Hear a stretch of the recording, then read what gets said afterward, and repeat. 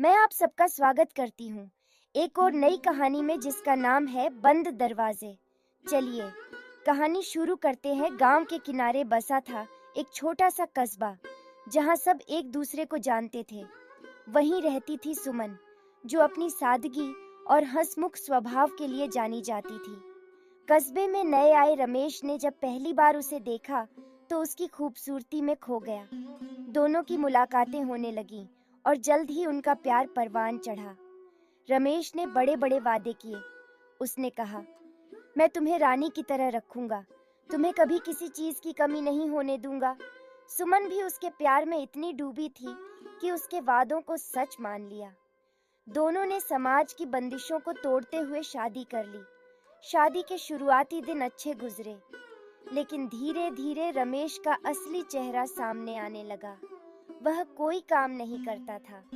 वह दिन भर घर पर बैठा रहता, शराब पीता और सुमन से पैसे मांगता।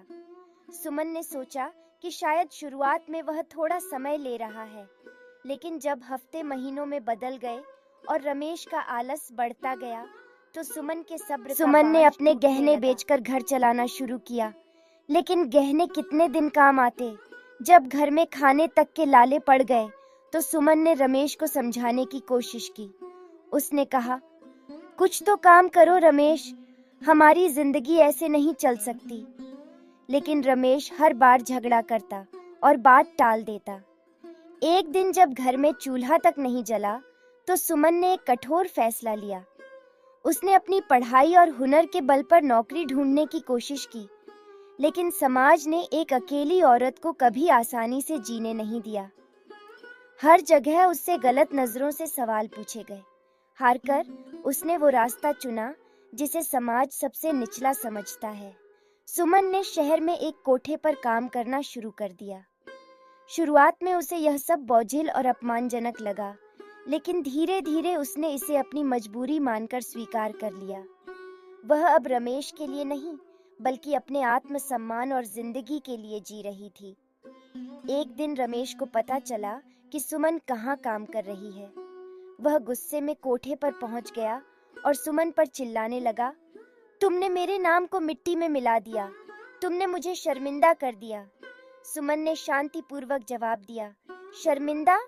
तुम शर्मिंदा तब नहीं हुए जब मैं भूखी थी, जब तुम्हारे वादे झूठ निकले, जब तुमने मेरा हर सपना तोड़ दिया। मुझे मेरे रास्ते पर जाने के लिए मत रोको। मैंने वो चुना है जिससे मैं जिंदा रह सकूं। तुमने तो मुझे मरने के लिए छोड़ दिया था। उस दिन सुमन ने रमेश को छोड़ दिया। उसने अपने पैरों पर खड़े होकर खुद को साबित किया। समय बीता और उसने एक नया जीवन शुरू किया, जहां वह अपने आत्मसम्मान के साथ जी सके।